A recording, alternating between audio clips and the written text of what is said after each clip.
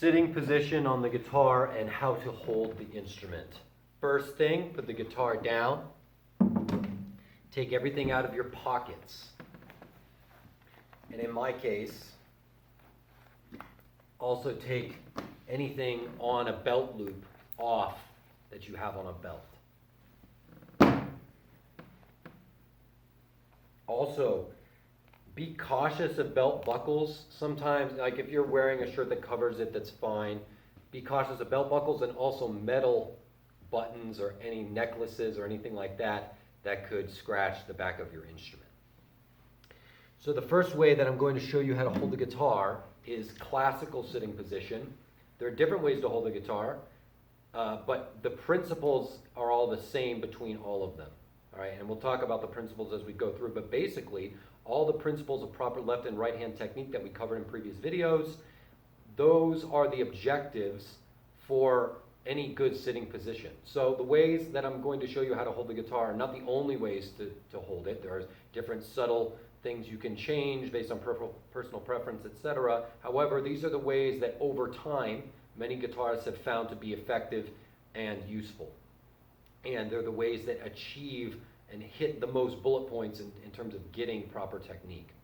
Okay, so the first way we'll learn is classical sitting position, and that involves using a footstool. These are about $15.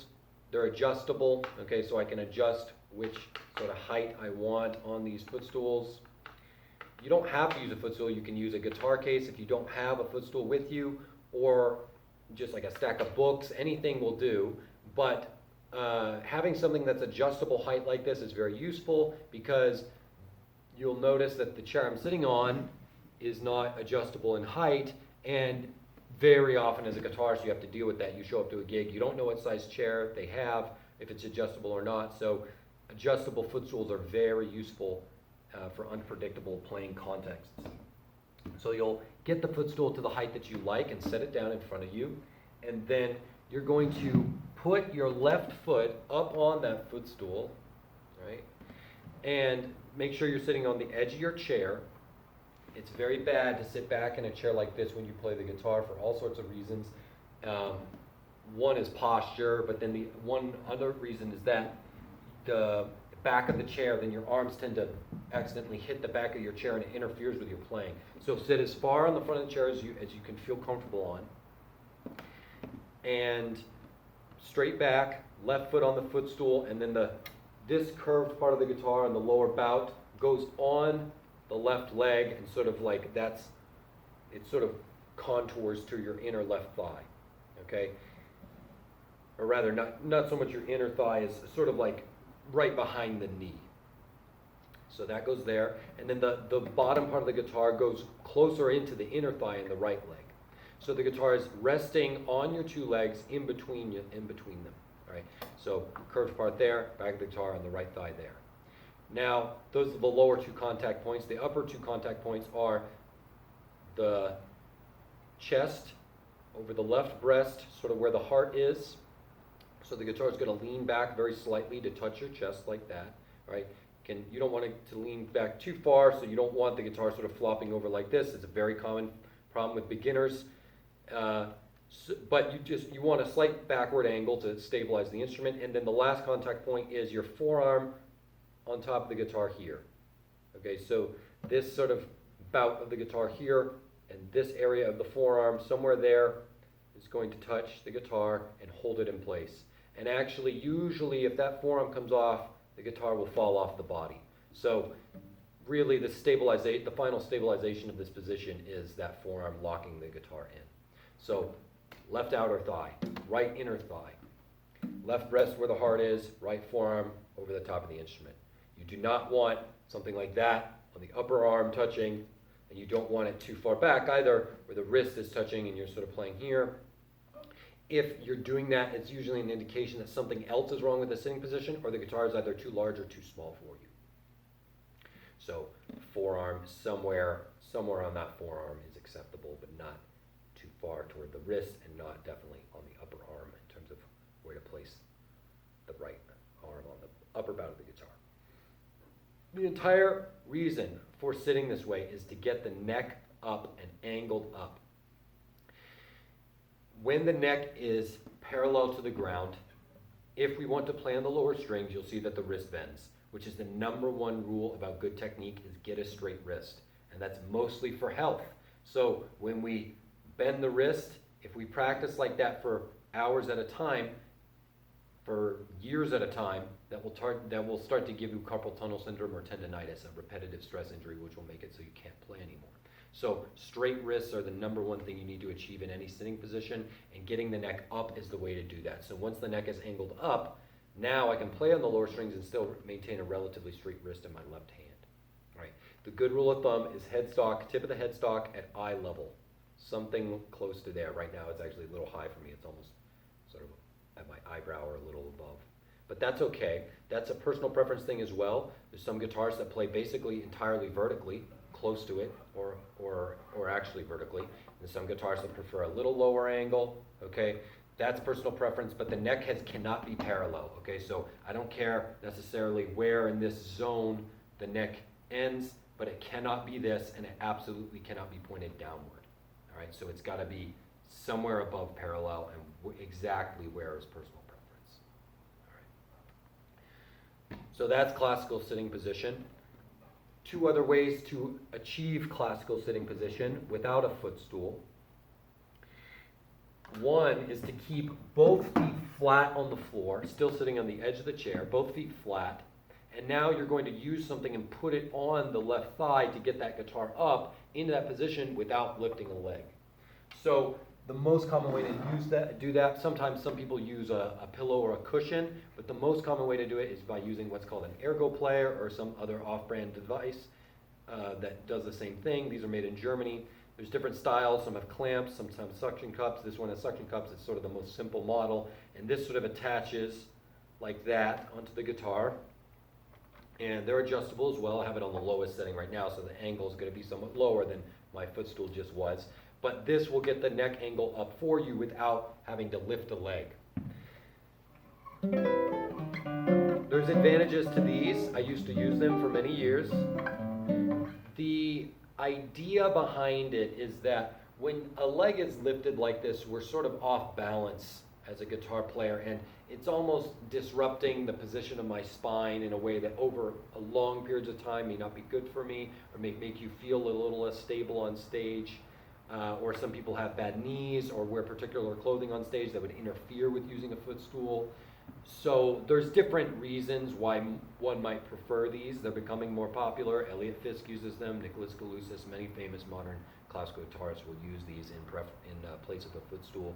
Like I said, I used them for years, and then I ended up preferring a footstool. I've seen players use a combination. Some players will put the footstool like on the right leg and then also have the ergo play. So any combination of these devices can help you, but in general, same idea. You put it on the guitar and then you put that rest on the left leg with the leg spread and the guitar falling between the thighs. All right, and the same principle here. The number one objective is to get a straight wrist, and then that sort of opens up a lot of doors in terms of getting other proper technique. So straight wrist is really the first step, and then once we have a straight wrist, we can start worrying about, okay, am I getting perpendicular downward pressure onto the strings? Am I using my fingertips? Am I playing close to the fret? All those things become easier once that neck gets up.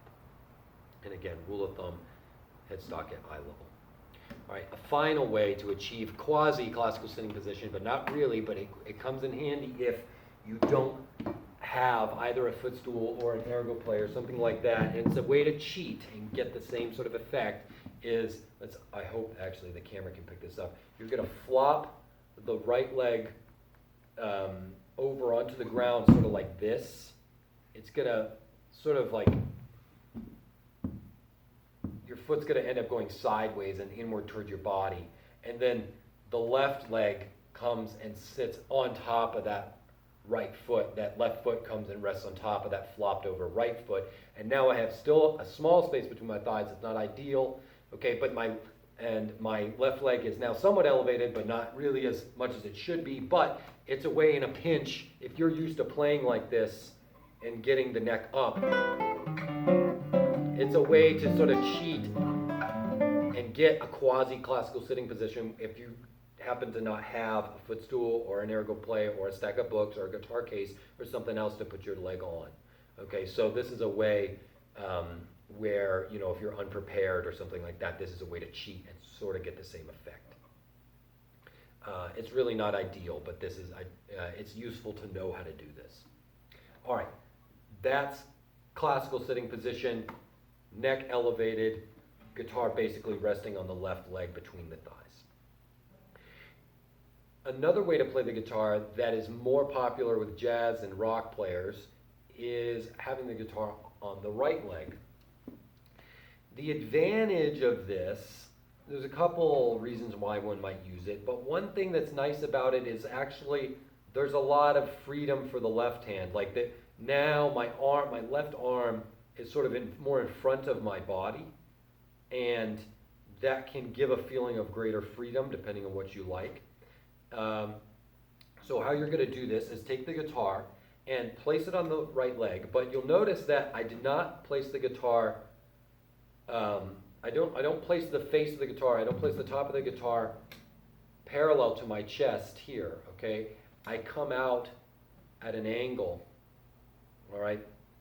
And similarly, actually, I don't come out at a perfect 90-degree angle for my chest like this. It's not coming out of my chest like this. It sort of splits the difference. So it's not this, and it's not this.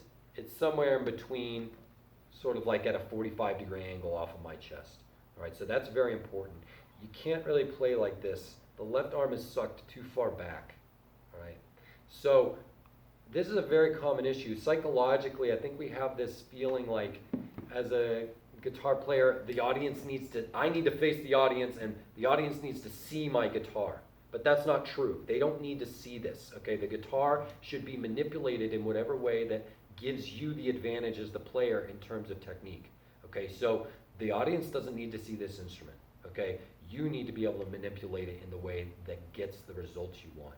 So that neck coming off the 45-degree angle is very important to achieve good technique if you're going to play on the right leg. And if you try to play on the right leg and maintain this sort of like facing the audience thing, it's not going to work. All right. So realize that when you're playing off the right leg, you know, if the audience is directly in front of me, like where the camera is right now, my face of my guitar will not be facing them. All right. So still curved part of the guitar, curved part of this lower bout, that's going to still be on the leg, but now it's at an off angle like this. Forearm of the guitar tends to be a little higher, so like where I lock in on the upper bout will be higher on this forearm when I'm sitting in with the guitar on my right leg. This part of the guitar, this upper bout, is almost locked into my right chest now. You'll notice I still have the neck slightly elevated. Okay, so even in this sitting position, getting the neck slightly up is important. Okay, some people will get more elevation by putting on the right leg, by combining it with crossing the right leg over the left. Okay, so now this guitar is really pushed up onto my left breast here. Okay, my right arm is really holding this in place. The left arm doesn't hold it at all. Just like in the other sitting position, we don't want to hold the guitar with the hands or the arms. The arms and hands, their job is to play, not to hold the weight of the instrument. So here, my left hand has total freedom. It's not holding the guitar whatsoever. This armpit, chest, forearm area combination is what's locking and holding the guitar, which is not ideal, but at least it gives my hand and my wrist total freedom. And they're not involved. The muscles of my right hand are not involved, at least, in holding this guitar up. So crossing the right leg over the left, if you're going to put the guitar on the right leg, is also a way to achieve a slightly elevated neck position, which again is the number one thing. We need a higher elevated neck angle to achieve proper technique in any sitting position on the guitar. So right leg options, just flat foot, fine, but make sure that you're sort of pushing the guitar off the body a little bit. You notice how much of this is actually behind me, all right? So, and if a very large acoustic guitar, like steel string acoustic, there would be even more of this guitar pushed behind me when I'm sitting in my right leg. And if you need greater neck elevation, you can actually cross the right leg over the left while playing this way to get even more elevation. this is a fine way to play. I find that it is slightly less taxing on my body. So sitting in classical sitting position with like my back perfectly straight, my guitar up like this, and possibly my left leg elevated, or using an ergo play, it's actually more taxing on my back muscles. So it's, I think, actually superior in terms of technique and freedom of both arms. Classical sitting position is. However, I do notice that after 2 hours of practicing that way in that position, that it feels nice to alternate with this, okay? Because this is a little bit more comfortable, and I don't have to keep my back as straight, and I don't have to use as much musculature, even in my core, to keep the guitar held in the proper position. So actually, oftentimes, if I'm learning a new piece or if I'm practicing, I'll play sometimes like this. Like if I'm working out fingerings and I need to like quickly write things down, like coming in and out of classical position to like write on the music sheet or do whatever I need to do to turn a page or something like that. If I'm in a less committal role as a guitar player, like if I'm not performing, but if I'm practicing or looking at a piece for the first time, or maybe showing a student something, or looking at a student's work to try to like figure out fingerings, sometimes this position is I use more often for that purpose, as sort of a break from the classical sitting position. I think that's everything to say about having the guitar on the right leg. One more thing to show you before I end the video is a trick that you can use to try to get a sitting position that works for you. Experiment with all these ways that I'm showing you. These are the two primary ways, okay? Either guitar on the left leg or guitar on the right, all right? And maintaining that elevated neck to get a straight wrist. Those are the basic principles, all right? But that shouldn't stop you from experimenting with different ways of holding the guitar, because everybody's body is different. So something that I haven't shown here may work for you. But one exercise you can use to determine whether the way you're holding the guitar is going to work is always trying to mimic the natural resting state of your hands and your body with whatever sitting position that you decide to use. And the way to find that is drop your arms to your sides and totally relax. And this can take as long as you need to totally relax before you really feel like your arms are totally dropped, shoulders are totally relaxed, everything here, collarbone relaxed. Just let the arms hang and let gravity pull the fingers and wrists and arms down, and use no tension in any of these muscles, because the whole point is we're trying to find what the relaxed state of our arms and body is. And once you feel that you find that relaxed state, just bend the elbows slightly, not very much, but enough so that you can see the hands. All right, maybe enough so you can look at them a little more closely like this, and try not to move them as you lift them. And examine the shape of both those hands very carefully. All right, turn it over, look at it. What does this look like? What does my own hand and what my own wrists look like when they're totally relaxed? Okay, so for me, for most people, it'll be sort of a half moon shape like this. Okay, the thumb will be outside the palm. The wrist will basically be straight. The important thing to notice, though, is the differences between you and other people. So some people have a more open shape like this. Some people, their relaxed state is their fingers are quite straight. Okay, some people it's very curled. Some people have a particular thumb position that sticks it way far out. Or some people have the opposite, where their thumb is almost inside the palm. Right? Those little subtle differences are very important to notice about yourself. Because whatever sitting position that you eventually decide upon, you want to try to mimic that. The entire purpose of doing this exercise is to try to remember what this relaxed state of the hands and arms feels like, and to try to mimic it on the guitar as closely as possible. So I've literally seen guitars do this on stage, where they'll drop their hands to their sides, have the guitar set up here, usually with some sort of ergo play or something like that.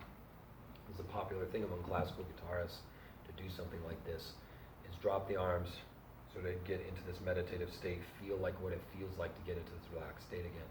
And then when they're ready, to bring the arms up into play. So always trying to mimic the most relaxed state of the body that you can in this sort of artificial playing position, whatever playing position that you do choose. Okay, those are the principles of sitting position and how to hold the guitar.